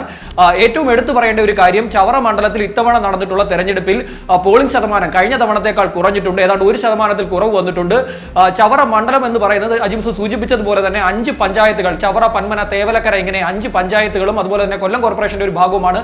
ഈ മേഖലകളിലൊക്കെ തന്നെയും കഴിഞ്ഞ തദ്ദേശ തെരഞ്ഞെടുപ്പിൽ നേട്ടമുണ്ടാക്കിയിട്ടുള്ളത് LDF ആണ്. അതേസമയം ഒരു രാഷ്ട്രീയ മത്സരം നടക്കുന്നതല്ല എന്ന് ഞാൻ നേരത്തെ പറഞ്ഞതുപോലെ രാഷ്ട്രീയ മത്സരമല്ല അവിടെ നടക്കാൻ പോകുന്നത്. രണ്ട് വ്യക്തികൾ തമ്മിലുള്ള ഒരു മത്സരം എന്ന് വേണം അവിടെ കണക്കൂട്ടാൻ. അതുകൊണ്ട് ഈ ഒരു വോട്ടുകൾ അത് ഏത് തരത്തിൽ വരുമെന്നതിനെ കുറിച്ച് അത് നാളെ മാത്രമേ അത് മനസ്സിലാക്കാൻ സാധിക്കുള്ളൂ. മറ്റൊരു പ്രധാനപ്പെട്ട കാര്യം, അവിടെ ഒരു നായർ കൺസൾട്ടേഷൻ ഉണ്ടായിട്ടുണ്ട് എന്നൊരു വിലയിരുത്തൽ LDF-നുണ്ട്. അത്തരത്തിലൊരു നായർ ധ്രുവീകരണം അവിടെ ഉണ്ടായിട്ടുണ്ടെങ്കിൽ അത് ഗുണം ചെയ്യുക N വിജയൻ പിള്ളയ്ക്ക് ആയിരിക്കുമെന്നാണ് LDF കണക്കൂട്ടുന്നത്. CPM-ന്റെ ഏറ്റവും LDF-ന്റെ ഏറ്റവും അവസാനത്തെ കണക്ക് പ്രകാരം 2500-നും 2800-നും വോട്ടിനിടയിൽ അവിടെ ഷിബു ബേബി ജോൺ പരാജയപ്പെടുമെന്നാണ് LDF കണക്കൂട്ടിയിരിക്കുന്നത്. അതേസമയം ഷിബു ബേബി ജോൺ കണക്കൂട്ടിയിട്ട് അതായത് RSP-യുടെ കണക്കൂട്ടലനുസരിച്ച് ഷിബു ബേബി ജോൺ ഒരു 4000 വോട്ടിന്റെ ഭൂരിപക്ഷം അവിടെ ഉണ്ടാകുമെന്ന് RSP-യും കണക്കൂട്ടുന്നു. ഏറ്റവും പ്രധാനപ്പെട്ട ഒരു കാര്യം, ചവറ മണ്ഡലത്തിലെ ഒരു പരിശോധിക്കുമ്പോൾ 77 ചവറ മണ്ഡലം രൂപീകരിക്കുന്നു. 77 മുതൽ 2001 വരെയും ആ മണ്ഡലത്തെ പ്രതിനിധീകരിക്കുന്നത് ബേബി ജോൺ ആണ്. ബേബി ജോണിന് ശേഷം 2001-ൽ ഷിബു ബേബി ജോൺ മത്സരിക്കുമ്പോൾ ബേബി ജോൺ മരിച്ച ഒരു സഹതാപ തരംഗമുണ്ടായിരുന്നു. ആ തരംഗത്തിൽ VP രാമകൃഷ്ണപിള്ള ഏതാണ്ട് 12000 വോട്ടിന് ഷിബു ബേബി ജോൺ പരാജയപ്പെടുത്തി കഴിഞ്ഞാൽ പിന്നീട് വരുന്ന തെരഞ്ഞെടുപ്പുകളിലൊക്കെ തന്നെയും ഭൂരിപക്ഷം 10000-ൽ താഴെയായിരുന്നു. കഴിഞ്ഞ 2006-ലെ തെരഞ്ഞെടുപ്പിൽ NK പ്രേമചന്ദ്രൻ വിജയിക്കുന്നത് 1786 വോട്ടുകൾക്കാണ്. നേരിയ മാർജിനിൽ സ്ഥാനാർത്ഥികൾ ജയിച്ചു പോരുന്ന പ്രവണതയാണ് ചവറയിലുള്ളത്. ശ്രീ ജോസ് കുട്ടി, ഈ ഒരു പ്രവണത മുന്നിൽ വെച്ച് നോക്കിയാൽ മുമ്പ് ശ്യാം പറഞ്ഞതുപോലെ ഒരു രാഷ്ട്രീയ പോരാട്ടമല്ല, തികച്ചും രണ്ട് വ്യക്തികൾ തമ്മിലുള്ള പോരാട്ടമാണ് എന്ന് പറയുമ്പോഴും ഈ മണ്ഡലത്തിന് അതിൻ്റെതായ ഒരു രാഷ്ട്രീയ അസ്തിത്വം ഉണ്ടാകുമല്ലോ. അത് ഏത് മുന്നണിക്ക് അനുകൂലമായി ഭവിക്കും? അടിസ്ഥാനപരമായിട്ട് പറയുകയാണെങ്കിൽ ഇപ്പോൾ ഈ RSP ആണെങ്കിലും അതൊരു ഇടതുപക്ഷ സ്വഭാവമുള്ള രാഷ്ട്രീയ പാർട്ടിയായിരുന്നു. ബേബി ജോണിൻ്റെ കാലം മുതൽക്ക് തന്നെ അദ്ദേഹത്തിൻ്റെ ആ പ്രദേശത്തെ ചവറയിലെ വലങ്കൈയായി പ്രവർത്തിച്ചിട്ടുള്ള ആളാണ് വിജയൻ പിള്ള എന്ന് പറയുന്നത്. മാത്രമല്ല അദ്ദേഹം വ്യക്തിപരമായി വളരെയധികം ബന്ധങ്ങൾ ആ മണ്ഡലത്തിലുള്ളയാളാണ്, വ്യവസായിയാണ്, അവിടെ ഒരുപാട് സ്ഥാപനങ്ങളുണ്ട്, അങ്ങനെയൊക്കെ ഉള്ള സ്വാധീനമുള്ള. അതുപോലെ തന്നെ അവിടെ അദ്ദേഹം പഞ്ചായത്തിനെ പ്രതിനിധീകരിച്ചിട്ടുണ്ട്, അവിടെ ജില്ലാ പഞ്ചായത്ത് അംഗമായിരുന്നു. മാത്രവുമല്ല അവിടെ ഏറ്റവും ശ്രദ്ധേയമായിട്ടുള്ളത് കഴിഞ്ഞ 2-3 വർഷമായി ഈ ലക്ഷ്യം മുന്നിൽ വെച്ചുകൊണ്ട് തന്നെ ആ മണ്ഡലത്തിൽ എല്ലാവിധ പ്രവർത്തനങ്ങളിലും വളരെ സജീവമായി ഇടപെട്ട് പ്രവർത്തിക്കുന്ന ഒരാളാണ് വിജയൻപിള്ള. അപ്പോൾ അതുകൊണ്ട് തന്നെ ഇപ്പം ഇങ്ങനെ ഞാൻ പറഞ്ഞു കേട്ടു, അതായത് ഇടതുപക്ഷം അദ്ദേഹത്തെ സ്ഥാനാർത്ഥിയാക്കിയില്ലായിരുന്നു എങ്കിൽ കൂടിയും അദ്ദേഹം ഒരു സ്വതന്ത്ര സ്ഥാനാർത്ഥിയായിട്ട് നിൽക്കുവാനുള്ള എല്ലാ സാധ്യതയും ഉണ്ടായിരുന്നു. അപ്പോൾ അത്തരം സാധ്യതകളൊക്കെ മനസ്സിലാക്കിയിട്ട് തന്നെയാണ് ഇടതുപക്ഷം അദ്ദേഹത്തെ സ്ഥാനാർത്ഥിയാക്കിയിരിക്കുന്നത്. അതുകൊണ്ട് ഈ നമ്മുടെ കൊല്ലം ജില്ലയെക്കുറിച്ച് സംസാരിക്കുമ്പോഴും അവിടെ ഞങ്ങളുടെ സർവേയുമായി ബന്ധപ്പെട്ട് കുട്ടികൾ പോയ സാഹചര്യത്തിലും ഒക്കെ തന്നെ ഈ രണ്ട് കൂട്ടരെയും രണ്ട് മേഖലകളിൽ ചവറയിൽ വിജയൻപിള്ളയ്ക്കുള്ളതുപോലെ തന്നെ പിന്നെ മറ്റൊരു മേഖലയിൽ ഷിബു ജോണിന് നല്ല സ്വാധീനമുണ്ട്. രണ്ടുപേരും അവരുടെ കുടുംബ ബന്ധങ്ങളും മറ്റ് രാഷ്ട്രീയ സ്വാധീനം എടുത്തു കഴിഞ്ഞാൽ വളരെ സ്വാധീനവുമുണ്ട്. അപ്പോൾ അവിടെ ശരിക്കും പറഞ്ഞാൽ ഈ ഇടതുപക്ഷത്തിലെ ഒരു ഘട്ടത്തിൽ ഇടതുപക്ഷത്തിൽ RSPയിൽ ശക്തമായി പ്രവർത്തിച്ചതിന് രണ്ടുപേര് തമ്മിലാണ് പ്രവർത്തിക്കുന്നത്. അതുകൊണ്ടാണ് ചിലപ്പോൾ പറയാവുന്നത് അവർ ഒരേ രാഷ്ട്രീയ സ്വഭാവം ഒരു കാലഘട്ടത്തിൽ പ്രകടിപ്പിച്ചിരുന്ന രണ്ടുപേര് രാഷ്ട്രീയത്തിൽ വന്നിരിക്കുന്ന മാറ്റങ്ങളുടെ ഭാഗമായി ചേരിതിരിഞ്ഞ് പ്രവർത്തിക്കുന്നു. പക്ഷേ വിജയൻപിള്ള ഈ രാഷ്ട്രീയത്തിനപ്പുറത്തുള്ള ഒരു ബന്ധം ഈ കുറേ കാലഘട്ടങ്ങളിൽ 2-3 വർഷങ്ങളിലായി ഉണ്ടാക്കിയെടുക്കുവാനായിട്ടുള്ള കൃത്യമായ ശ്രമം നടത്തിയിട്ടുണ്ട്. അതുകൊണ്ട് തന്നെയാണ് അവിടെ ഒരു മത്സരം കടുക്കുന്നത്. ആരും വിചാരിച്ചില്ല ഷിബു ജോണിനെതിരെ ഒരു പ്രാദേശിക സ്ഥാനാർത്ഥി ഇന്ന് കഴിഞ്ഞാൽ അവിടെ വളരെ ശക്തമാകുമെന്ന്. ഈ സൂചിപ്പിച്ചതുപോലെ അവിടെ ഒരു രാഷ്ട്രീയ മത്സരം ഉണ്ടോ എന്ന് ചോദിച്ചു കഴിഞ്ഞാൽ നമ്മളീ കാണുന്ന ഒരു ഇടതുപക്ഷ വലതുപക്ഷ ശക്തികൾ ഏറ്റുമുട്ടുന്ന പോലെയുള്ള രാഷ്ട്രീയ സ്വഭാവം അവിടെ ഇല്ല എന്നുള്ളതാണ് യാഥാർത്ഥ്യം. മറിച്ച് അവിടെ വ്യക്തിബന്ധങ്ങളും സ്വാധീനവും ഒക്കെ വളരെ ഘടകമായി വരുന്നു. അതുപോലെ തന്നെ സാമുദായികമായ ചെറിയ തോതിലുള്ള ധ്രുവീകരണം വ്യക്തിപരമായ ഒരു മത്സരമാണ് അവിടെയെങ്കിൽ LDF-ലെ മുഖ്യകക്ഷിയായ CPM-ന്റെ വോട്ട്, ആ വോട്ട് ബാങ്ക് എത്രത്തോളമുണ്ട്, CPM-ൻ്റെതായ ഉറച്ച വോട്ടുകൾ എത്രത്തോളമുണ്ട്, RSPക്ക് എത്രമാത്രം സ്വാധീനമുണ്ട് ഈ മണ്ഡലങ്ങളിൽ, കൊല്ലം കോർപ്പറേഷൻ്റെ കുറച്ച് വാർഡുകളിലും മറ്റ് പഞ്ചായത്തുകളിലും എത്രത്തോളം ഇവർ ശക്തരാണ്. കേവലമായൊരു വ്യക്തി പോരാട്ടമായി അത് മാറുമോ, അതോ സംസ്ഥാനത്തൊട്ടാകെയുള്ള ഒരു രാഷ്ട്രീയ പോരാട്ടം ഇവിടെ ദൃശ്യമാകും?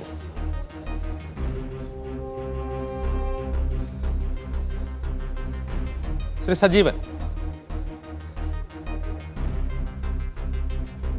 RSPയെ LDFിലേക്ക് കൊണ്ടുവരാനുള്ള പരമാവധി ശ്രമം നടത്തിയിട്ടുള്ള ഒരു ഇത് നമുക്കറിയാവുന്നതാണ്.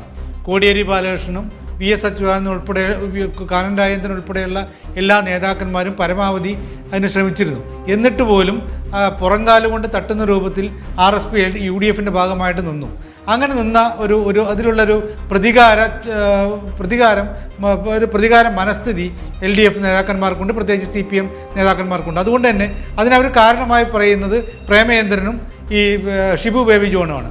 ഷിബു ബേബി ജോണും പ്രേമചന്ദ്രനും കടുംപിടുത്തം കാണിച്ചുകൊണ്ടാണ് RSP LDFിലേക്ക് വരുമായിരുന്നത് ഇല്ലാതായതെന്ന് വിചാരിക്കുന്നതുകൊണ്ട് തന്നെ അവർ ചവറ മണ്ഡലത്തിൽ അതിശക്തമായിട്ടുള്ള രാഷ്ട്രീയ തന്ത്രങ്ങൾ പ്രയോഗിച്ചു. എന്തുകൊണ്ടാണ് വിജയൻപിള്ളയെ അവർ സ്ഥാനാർത്ഥിയാക്കിയത് എന്നതിൻ്റെ ഏറ്റവും വലിയ ഉദാഹരണം തന്നെ ഇതാണ്. അവിടെ CPM നേതാക്കന്മാർ ആരെങ്കിലും മത്സരിച്ചാൽ ഈ തൽക്കാലത്തെ ഈ ബേബി ജോണിൻ്റെ ഷിബു ബേബി ജോണിൻ്റെ അല്ല, സാക്ഷാൽ ബേബി ജോണിൻ്റെ ഒരു ശക്തമായ സ്വാധീനം ഇന്നും നിലനിൽക്കുന്ന ചവറയിൽ ഒരു ഇളക്കം സൃഷ്ടിക്കാൻ കഴിയില്ല എന്നവർക്കറിയാം. അതുകൊണ്ട് ആണ് ബേബി ജോണിൻ്റെ തന്നെ പിൻഗാമിയായിരുന്നു, അദ്ദേഹത്തിൻ്റെ തന്നെ മനസാക്ഷി സൂക്ഷിപ്പുകാരനായിരുന്ന വിജയൻപിള്ളയെ അവിടെ സ്ഥാനാർത്ഥിയാക്കി. രണ്ടാമത്തെ കാര്യമുള്ളത്, ഇവിടെ നമ്മൾ ഏറ്റവും ശ്രദ്ധിക്കാതെ പോകുന്ന, പലരും ശ്രദ്ധിക്കാതെ കിടക്കുന്നൊരു കാര്യം NSSൻ്റെ ഒരു നിലപാടാണ്. NSS ഇത്തവണ വളരെ കൃത്യമായിട്ടുള്ള സുകുമാരൻ നായർ കഴിഞ്ഞ ദിവസം പറഞ്ഞ കൂടിയാണ്, വ്യക്തമാക്കിയത് കൂടിയാണ്. അവർ BJP വിരുദ്ധമായിട്ടുള്ള ഏതാണ്ട് UDFിനോട് അത്രയധികം താല്പര്യമില്ലാത്തൊരു നിലപാടെടുത്തിട്ടുണ്ട്. ചില മണ്ഡലങ്ങളിൽ NSS മനസ്സ് തുറന്നിട്ടുണ്ട് എന്ന്, LDFിന് അനുകൂലമായിട്ട് മനസ്സ് തുറന്നിട്ടുണ്ട് എന്നാണ് അറിയാൻ കഴിയുന്നത്. അങ്ങനെയാണെങ്കിൽ അവിടെ ചവറയിൽ ഒരു അട്ടിമറിക്കുള്ള സാധ്യതയുണ്ട്. NSSന്റെ ഒരു ഇടവേളയ്ക്ക് ശേഷം ചെങ്ങന്നൂർ മണ്ഡലത്തിലെ വിശകലനത്തിലേക്കാണ് പോയത്. ത്രികോണമെന്നോ ചതുഷ്കോണമെന്നോ വിശേഷിപ്പിക്കാവുന്ന മത്സരമാണ് ചെങ്ങന്നൂരിൽ നടന്നത്. UDF വിമതയായ ശോഭന ജോർജിൻ്റെ സാന്നിധ്യമാണ് ഇവിടെ മത്സരം ഏറെ ശക്തമാക്കിയത്. കൂടാതെ BJP നേതാവ് PS ശ്രീധരൻപിള്ളയാണ് ഇവിടെ NDA സ്ഥാനാർത്ഥി. Sitting MLA PC Vishnunath UDF സ്ഥാനാർത്ഥിയായിട്ട് മത്സരിക്കുന്നു. രാമചന്ദ്രൻ നായരാണ് LDF സ്ഥാനാർത്ഥി. വളരെ ഏറെ ശ്രദ്ധേയമായ ഈ മണ്ഡലത്തിലെ അടിസ്ഥാന വിവരങ്ങളുമായി ഞങ്ങളുടെ പ്രതിനിധി U ഷൈജു ഉണ്ട്. ഷൈജുവിലേക്ക് വരും മുമ്പ് അവിടെയുള്ള പോളിംഗ് ശതമാനമാണ് നമുക്ക് പരിശോധിക്കേണ്ടത്. പോളിംഗ് ശതമാനം 2011 71.81%. 2014 67.17% ലോക്സഭാ തെരഞ്ഞെടുപ്പിൽ വളരെ കുറവ് ആയിട്ടാണ് അവിടെ രേഖപ്പെടുത്തിയത്. 2014 കഴിഞ്ഞ തെരഞ്ഞെടുപ്പിൽ 74.36% പോളിംഗ് വർദ്ധിച്ചിട്ടുണ്ട്. ഈ മണ്ഡലത്തിൽ മത്സരിക്കുന്നത് UDF സ്ഥാനാർത്ഥി PC വിഷ്ണു, അദ്ദേഹം സിറ്റിംഗ് MLA ആണ്. KK രാമേന്ദ്രൻ നായർ ആണ് CPM-ൻ്റെ LDF സ്ഥാനാർത്ഥി. NDA സ്ഥാനാർത്ഥിയായി BJP നേതാവ് PS ശ്രീധരൻപിള്ളയും മത്സരിക്കുന്നു. ഈ മണ്ഡലത്തിലെ അടിസ്ഥാന വിവരങ്ങളുമായി U ഷൈജു ചേരുന്നു. ഷൈജു, BJPക്ക് ശക്തമായ സ്വാധീനമുള്ള ചില പഞ്ചായത്തുകൾ ഈ മണ്ഡലത്തിലുണ്ട്, LDF ഭരിക്കുന്ന പഞ്ചായത്തുകളുണ്ട്. എന്താണ് അവിടെയുള്ള രാഷ്ട്രീയമായ സ്ഥിതിവിവരക്കണക്കുകൾ ഈ മണ്ഡലത്തിലേത്? അജിംസ്, ചതുഷ്കോണം മത്സരം നടന്ന ഒരു മണ്ഡലം എന്ന നിലയിൽ വളരെയേറെ ശ്രദ്ധിക്കപ്പെട്ട ഒരു മണ്ഡലമാണ് ചെങ്ങന്നൂർ എന്ന് പറയേണ്ടിയിരിക്കുന്നു. അജിംസ് സൂചിപ്പിച്ചതുപോലെ തന്നെ ശ്രീധരൻപിള്ളയുടെ സാന്നിധ്യം തന്നെയായിരുന്നു അവിടുത്തെ മണ്ഡലത്തിലെ മത്സരത്തിൻ്റെ ഗതി വളരെ കൃത്യമായി നിർണ്ണയിച്ചത് എന്ന് പറയേണ്ടിയിരിക്കുന്നു. 41 പഞ്ചായത്ത് അംഗങ്ങളും 30,000-ൽ പരം വോട്ടുകളും BJPക്ക് ലഭിച്ചു എന്നതാണ് BJPയുടെ അവകാശവാദത്തിൻ്റെ വീർ വർദ്ധിപ്പിച്ച്. എന്നാൽ കഴിഞ്ഞ ദിവസം മീഡിയ വണ്ണിനോട് തന്നെ ശ്രീധരൻപിള്ള ചില മുൻകൂർ ജാമ്യം എടുത്തതായി നമുക്ക് പറയേണ്ടിയിരിക്കുന്നു. കാരണം അവിടെ ഒരു ക്രോസ് വോട്ടിംഗ് നടന്നു എന്ന് ശ്രീധരൻപിള്ള സമ്മതിച്ചിരിക്കുന്നു. അതായത് UDFിൽ നിന്നും വോട്ട് LDFിലേക്ക് മറിച്ച് നൽകിയിട്ടുണ്ട് എന്നാണ് അദ്ദേഹം പറഞ്ഞത്. അതോടൊപ്പം തന്നെ അജിംസ് സൂചിപ്പിച്ച ശോഭന ജോർജിൻ്റെ സാന്നിധ്യവും അവിടെ നിർണായകമാണ്. ശോഭന ജോർജ് എത്ര വോട്ട് പിടിച്ചാലും അത് UDFിനെ തന്നെയാണ് ബാധിക്കുക എന്നത് ചെങ്ങന്നൂരിനെ സംബന്ധിച്ചിടത്തോളം ഫലത്തെ ബാധിക്കുന്ന ഒരു പ്രധാനപ്പെട്ട ഘടകമാണ് എന്നതാണ്. അതുകൊണ്ട് തന്നെ ഇടതുപക്ഷ സ്ഥാനാർത്ഥി വലിയ പ്രതീക്ഷ വെച്ചു പുലർത്തുന്നു എന്നതാണ് അവസാന നിമിഷം നമുക്ക് കാണാൻ കഴിയുന്നത്. എന്നാൽ അവസാന ജയം തനിക്കാകും എന്ന് തന്നെയാണ് വിഷ്ണുനാഥ് ഇപ്പോഴും പറയുന്നത് എങ്കിൽ പോലും അവിടെ നടന്നിട്ടുള്ള ക്രോസ് വോട്ടിങ്ങിനെ സംബന്ധിച്ചിട്ടുള്ള ആശങ്കയാണ് നിലവിൽ അവിടെ ഇരു മുന്നണികളെയും അലോസരപ്പെടുത്താൻ വളരെ പ്രധാനപ്പെട്ട കാര്യം. അതിൽ ശ്രീധരൻപിള്ള തന്നെ ഈ ക്രോസ് വോട്ടിംഗ് നടന്നു എന്ന് സമ്മതിക്കുന്നത് യഥാർത്ഥത്തിൽ ഇടതുമുന്നണിയുടെ പ്രതീക്ഷ വർദ്ധിപ്പിക്കുന്നു എന്നതാണ് അവസാനം മണ്ഡലത്തിൽ നിന്നും നമുക്ക് നൽകാൻ കഴിയുന്ന വളരെ പ്രധാനപ്പെട്ട കാര്യം. ശരി ഷൈജു. ശ്രീ ജോസ് കുട്ടി, ചെങ്ങന്നൂരിനെ സംബന്ധിച്ച് BJP ഏറെ ശ്രദ്ധ പുലർത്തിയ ഒരു മണ്ഡലം കൂടിയായിരുന്നു. BJPക്ക് ചില സ്വാധീന മേഖലകൾ ആ മണ്ഡലത്തിനകത്തുണ്ട്. ഇപ്പോൾ കഴിഞ്ഞ അസംബ്ലി തെരഞ്ഞെടുപ്പ് 2006-ലെയും 2011-ലെയും അസംബ്ലി തെരഞ്ഞെടുപ്പുകളിൽ 3000-6000 വോട്ടുകളാണ് BJP നേടിയതെങ്കിൽ 2014 ലോക്സഭാ തെരഞ്ഞെടുപ്പിൽ 15000 വോട്ട് നേടി BJP മണ്ഡലത്തിൽ നിന്ന് മാത്രം. അതായിരുന്നു അവരുടെ പ്രതീക്ഷയെങ്കിൽ ഈ ചതുഷ്കോണ മത്സരത്തിൽ അവസാന സമയത്തുണ്ടായ ചില സാമുദായികമായ അടിയൊഴുക്കുകൾ അവിടുത്തെ തെരഞ്ഞെടുപ്പ് ഫലത്തെ എങ്ങനെ സ്വാധീനിക്കും? ഈ സൂചിപ്പിച്ചതുപോലെ BJPയുടെ സ്ഥാനാർത്ഥി ശ്രീധരൻപിള്ള വളരെ കാലമായിട്ട് 2-3 വർഷമായിട്ട് തന്നെ ഈ ലക്ഷ്യം മുൻനിർത്തി അവിടെ പ്രവർത്തിക്കുന്നതായിട്ട് നമുക്ക് മനസ്സിലാക്കാൻ കഴിഞ്ഞിട്ടുണ്ട്. അവിടെ സാമുദായിക ധ്രുവീകരണം BJPക്ക് അനുകൂലമായിട്ട് കുറേയൊക്കെ സംഭവിക്കാൻ സാധ്യതയുണ്ട്. കാരണം കഴിഞ്ഞ ഈ പ്രാദേശിക തിരഞ്ഞെടുപ്പിൻ്റെ കണക്കുകൾ സൂചിപ്പിച്ചപോലൊക്കെ ഏകദേശം ഒരു 30,000-ഓളം വോട്ടുകൾ BJPക്ക് അവിടെ സമാഹരിക്കാൻ കഴിയും. അപ്പോൾ അത് ഉറപ്പിക്കുവാൻ കഴിയുന്ന ഒരു സ്ഥാനാർത്ഥിയാണ് അവിടെ കൊണ്ട് നിർത്തിയിരുന്നത്. പക്ഷേ ഈ സാമുദായിക ധ്രുവീകരണത്തിൻ്റെ അകത്ത് വലിയ ഒരു അളവിൽ അത് സംഭവിക്കാൻ സാധ്യത ഉണ്ട് എന്ന് എനിക്ക് തോന്നുന്നില്ല. കാരണം ഈ നിൽക്കുന്ന 3 സ്ഥാനാർത്ഥികളും പ്രധാനപ്പെട്ട മുന്നണികളുടെ 3 സ്ഥാനാർത്ഥികളും ഒരേ സമുദായത്തിൽപ്പെട്ടവരാണ്. അപ്പോൾ അതുപോലെ തന്നെ ഇവിടെ ഏറ്റവും പ്രധാനമായിട്ട് സൂചിപ്പിക്കേണ്ട ഒരു കാര്യം ശോഭന ജോർജിൻ്റെ സാന്നിധ്യമാണ്. അപ്പോൾ അതുകൊണ്ട് വിഷ്ണുനാഥിന് വളരെയധികം ഭീഷണി അവിടെ ഉണ്ട്. മാത്രമല്ല ഈ ചെങ്ങന്നൂർ മണ്ഡലവുമായി ബന്ധപ്പെട്ട് ഒരുപാട് ഗൂഢനീക്ക സിദ്ധാന്തങ്ങളൊക്കെ ഉണ്ട്. ഈ ക്രോസ് വോട്ടിംഗ് പോലെ വിഷ്ണുനാഥിനെ A ഗ്രൂപ്പ് I ഗ്രൂപ്പ് കാലുവാരുമെന്നും ഒക്കെയുള്ള ഒരുപാട് കാര്യങ്ങൾ അവിടെ പറഞ്ഞു കേൾക്കുന്നുണ്ട്. പക്ഷേ അതിനൊക്കെ ഉപരിയായിട്ട് രാഷ്ട്രീയമായി വളരെയധികം ഇളക്കി മറിച്ച് തിരഞ്ഞെടുപ്പ് നടന്നൊരു മണ്ഡലമാണ്. കാരണം അവിടെ 7% വോട്ടാണ് കഴിഞ്ഞ തിരഞ്ഞെടുപ്പിനേക്കാൾ ഈ പ്രാവശ്യം നടന്നിരിക്കുന്നത്. അതുകൊണ്ട് ഈ തിരഞ്ഞെടുപ്പിൽ ഇത്തരത്തിലുള്ള സിദ്ധാന്തങ്ങളെയൊക്കെ മാറ്റി നിർത്തി കഴിഞ്ഞാൽ നമ്മൾ വിചാരിക്കുന്നത് പോലെയുള്ള ഒരു റിസൾട്ട് വിഷ്ണുനാഥിനെ ഞെട്ടിപ്പിക്കുന്ന റിസൾട്ട് വന്നാൽ അതിശയിക്കാനില്ല. കാരണം അവിടെ LDFൻ്റെ സ്ഥാനാർത്ഥിയെക്കുറിച്ച് ഒരു ഘട്ടത്തിൽ അവർ ശോഭനാരാജനോട് രാമേന്ദ്രൻ എന്ന് പറയുന്ന LDFൻ്റെ സ്ഥാനാർത്ഥി പരാജയപ്പെടുന്നത് 1000-ൽ പരം വോട്ടുകൾക്കാണ്. മാത്രമല്ല ഈ പരാജയപ്പെട്ടതിന് ശേഷവും അദ്ദേഹം അവിടെ വളരെ സജീവമായിട്ടുള്ള രാഷ്ട്രീയ പ്രവർത്തനങ്ങളും സാമൂഹ്യ പ്രവർത്തനങ്ങളുമായിട്ട് നിറഞ്ഞു നിൽക്കുന്ന ഒരാളാണ്. അതുകൊണ്ട് അദ്ദേഹത്തിൻ്റെ വ്യക്തിത്വം ഒക്കെ ഒരു പ്രധാന ഘടകമായി വരുമെന്നാണ് എനിക്ക് തോന്നുന്നത്. ശ്രീ സജീവൻ, ഒരുതരം ഫ്ലോട്ടിംഗ് വോട്ടായിരിക്കും ഒരുപക്ഷെ ചെങ്ങന്നൂർ മണ്ഡലത്തിലെ പ്രമുഖ വോട്ട് ബാങ്കിന്റെ വോട്ടുകൾ എന്ന് പറയുന്നത്. ഏത് മുന്നണിയിലേക്കും പരന്നൊഴുകാവുന്ന രീതിയിലാണ് അതുള്ളത്. ശോഭന ജോർജിന്റെ സാന്നിധ്യം എത്രമാത്രം ഗുണകരമാകും LDFന്? ശോഭന ജോർജ് മത്സരിക്കുന്ന സമയത്ത് LDFൻ്റെ വിജയം ഉറപ്പിക്കാവുന്ന രീതിയിലായിരുന്നു കാര്യങ്ങൾ പോയിരുന്നത്. പക്ഷേ ഞാൻ ഇന്ന് ഇതിനെ വിലയിരുത്തുന്നത് ശോഭന ജോർജ് ഇന്ന് നടത്തിയൊരു പ്രതികരണമാണ്. അവരോട് BJPയിലേക്ക് പോകുമോ എന്ന രീതിയിൽ മാധ്യമപ്രവർത്തകർ ചോദിച്ചപ്പോൾ ഞാൻ കോൺഗ്രസിലേക്ക് പോകാനാണ് ആഗ്രഹിക്കുന്നത്, കോൺഗ്രസിലേക്ക് തിരിച്ചു പോകണമെന്നാണ് തൻ്റെ ആഗ്രഹമെന്ന് പറഞ്ഞു. അത് ആത്മാർത്ഥമായിട്ടാണെങ്കിൽ ശോഭന ജോർജ് അവസാന നിമിഷത്തിൽ UDFുമായിട്ട് ഒത്തുതീർപ്പിലെത്തിയിരിക്കണമെന്നാണ് ഞാൻ വിചാരിക്കുന്നത്. അങ്ങനെ ഉണ്ടെങ്കിൽ വിഷ്ണുനാഥും രാമേന്ദ്രൻ പിള്ളയും തമ്മിലുള്ള മത്സരം വളരെ ശക്തമായിട്ട് മാറും. അത് സ്വാഭാവികമായിട്ട് LDFും UDFും വളരെ നെക്ക് ടു നെക്ക് എന്ന രീതിയിലാണ് ചെങ്ങന്നൂരിൽ ഇപ്പോൾ നിൽക്കുന്നത്. തുടക്കത്തിൽ ശ്രീധരൻപിള്ള വളരെ മുന്നിലായിരുന്നു. ശ്രീധരൻപിള്ളയുടെ പ്രവർത്തനങ്ങൾ വളരെ സജീവമായിരുന്നു. അത് രാപ്പകൽ ഭേദമില്ലാതെ രംഗത്തുണ്ടായിരുന്നു. പക്ഷേ പിൽക്കാലത്ത് അത് LDFൻ്റെ ഒരു മേധാവിത്വത്തിലേക്ക് പോയിരുന്നു. വിഷ്ണുനാഥ് ശോഭന ജോർജിൻ്റെ ഈ ഭീഷണിയുടെ ഇതിൽ 3-ാം സ്ഥാനത്തേക്കാണ് നിന്നിരുന്നത്. പക്ഷേ ഇപ്പോഴത്തെ അവസ്ഥ ശോഭന ജോർജ് ഇങ്ങനെ ഒരു കോംപ്രമൈസ് ചെയ്തിട്ടുണ്ടെങ്കിൽ ഈ UDF ആണോ LDF ആണോ എന്നുള്ളൊരു ചോദ്യമാണ് ബാക്കി നിൽക്കുന്നത്. ശരി സജീവൻ, ഇനി ഒരു മണ്ഡലം കൂടി നമുക്ക് ബാക്കിയുണ്ട്. താനൂർ മണ്ഡലമാണ് മലപ്പുറം ജില്ലയിലേത്. പൊതുവെ UDFന് അനുകൂലമാണ് താനൂർ മലപ്പുറത്തെ മിക്കവാറും മണ്ഡലമെങ്കിലും താനൂരിൽ ഇക്കുറി ശക്തമായ മത്സരമാണ് നടന്നതെന്നാണ് റിപ്പോർട്ടുകൾ. താനൂർ മണ്ഡലത്തിലെ പോളിംഗ് ശതമാനം ഇങ്ങനെയാണ്: 2011 75.3, 2014 74.97, ഈ കുറി അത് 79.81% പോളിംഗ് ശതമാനം വർദ്ധിച്ചിട്ടുണ്ട്. താനൂരിലെ UDF സ്ഥാനാർത്ഥി അബ്ദുറഹ്മാൻ രണ്ടത്താണിയാണ്, മുസ്ലിം ലീഗിൻ്റെ സ്ഥാനാർത്ഥിയാണ്. LDF സ്വതന്ത്രനായി ഇറക്കിയിരിക്കുന്നു V അബ്ദുറഹ്മാനാണ്. അദ്ദേഹം പോയ ലോക്സഭാ തെരഞ്ഞെടുപ്പിലും മത്സരിച്ചിരുന്നു. NDA സ്ഥാനാർത്ഥിയായി V രശ്മിൽ നാഥാണ് മത്സരിക്കുന്നത്. ഈ മണ്ഡലത്തിനുള്ള അടിസ്ഥാന വിവരങ്ങളുമായി ഞങ്ങളുടെ പ്രതിനിധി K ഇല്യാസ് ചേരുന്നു. ഇല്യാസ്, എന്ത് സാഹചര്യത്തിലാണ് ഇവിടെ ഒരു അട്ടിമറി പ്രതീക്ഷിക്കുന്നത്?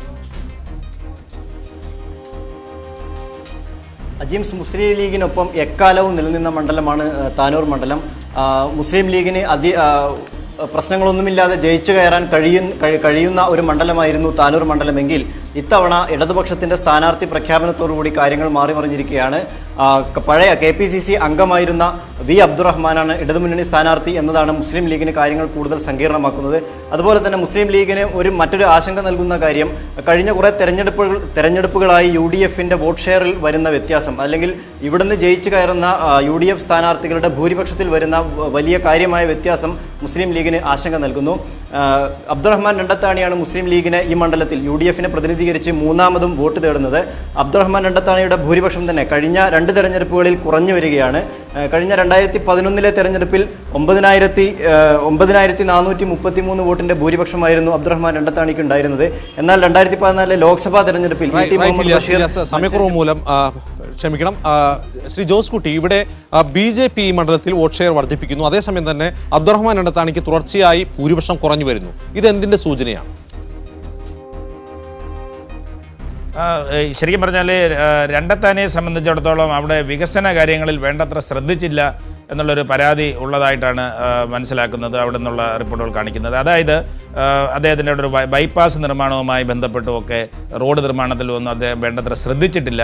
മാത്രവുമല്ല അതുമായി താരതമ്യപ്പെടുത്തുമ്പോൾ അദ്ദേഹത്തിൻ്റെ ഓപ്പോസിറ്റായിട്ടുള്ള LDF സ്ഥാനാർത്ഥിക്ക് വളരെയധികം മികവുകൾ വ്യക്തിപരമായും അതുപോലെ തന്നെ അദ്ദേഹത്തിൻ്റെ പല സാമൂഹ്യ പ്രവർത്തനങ്ങളിലുമൊക്കെ ദൃശ്യമാണ്. അതൊരു പ്രധാന ഘടകമായി അവിടെ വരാൻ സാധ്യതയുണ്ട്. പക്ഷേ BJPയുടെ സാന്നിധ്യം ഈ 2 സ്ഥാനാർത്ഥികളെ അവിടെ കാര്യമായി ബാധിക്കുവാൻ സാധ്യതയില്ല. കാരണം BJPക്കുള്ള വോട്ടുകൾ മാത്രമാണ് അവിടെ പിടിക്കാൻ സാധ്യത. സമയക്കുറവ് മൂലമാണ്. സജീവൻ, കോൺഗ്രസിന്റെ കുറെ അധികം വോട്ടുകളെങ്കിലും അബ്ദുറഹ്മാൻ കുട്ടി പിടിക്കുമെന്നാണോ കരുതുന്നത്? തീർച്ചയായിട്ടും LDF സ്ഥാനാർത്ഥി പ്രതീക്ഷിക്കുന്നത് അവർ ശ്രമിച്ചിട്ടുള്ളതും കോൺഗ്രസ് വോട്ടുകൾ പിടിക്കാനാണ്. മുൻ കോൺഗ്രസ്സുകാരെന്ന നിലയിൽ ഇപ്പോഴും കോൺഗ്രസിനോട് വളരെ അനുഭവമുള്ള കോൺഗ്രസ് നേതാക്കന്മാരുമായിട്ട് വളരെ സൗഹൃദമുള്ള ആളെന്ന നിലയിൽ കോൺഗ്രസ് വോട്ടുകൾ തങ്ങൾക്ക് അനുകൂലമാക്കി മാറ്റാനും കഴിയുമെന്നാണ് അവർ വിചാരിക്കുന്നത്. മാത്രമല്ല ഈ അവിടെ നടത്താൻ പോകുന്ന MLA ആയാൽ നടത്താൻ പോകുന്ന വികസന പ്രവർത്തനങ്ങൾ, കുടിവെള്ള വിതരണം ഉൾപ്പെടെയുള്ളതിൻ്റെ മോഡൽ പരിപാടികൾ നേരിട്ട് ഈ സ്ഥാനാർത്ഥി ചെയ്തു എന്ന് ഞാൻ പറയുന്നില്ല. പക്ഷേ അതൊരു സ്ക്വാഡ്, വളരെ ശക്തമായ രീതിയിലുള്ള സ്ക്വാഡ് വെച്ചുകൊണ്ട് ഈ ദുരിതാശ്വാസ പ്രവർത്തനങ്ങളും കുടിവെള്ള വിതരണമൊക്കെ അവിടെ നടന്നു എന്നുള്ളത് വോട്ട് ബാങ്കിനെ സ്വാധീനിക്കാനുള്ള ശ്രമമായിട്ട് തന്നെ നമ്മൾ കാണേണ്ടതുണ്ട്. അവിടെ കോൺഗ്രസ്സുകാരുടെ നിലപാടാണ് എന്തായാലും താനൂരിൽ എന്തെങ്കിലും അട്ടിമറി. സജീവൻ, വളരെയധികം നന്ദി. സജീവൻ ജോസ് കുട്ടി ചർച്ചയിൽ പങ്കെടുത്തതിന്. നാളെ ഫലപ്രഖ്യാപനത്തിന് ശേഷം ഡീപ് ഫോക്കസ് മറ്റൊരു വിഷയവുമായി നിങ്ങൾക്ക് മുമ്പിലെത്തും. നമസ്കാരം.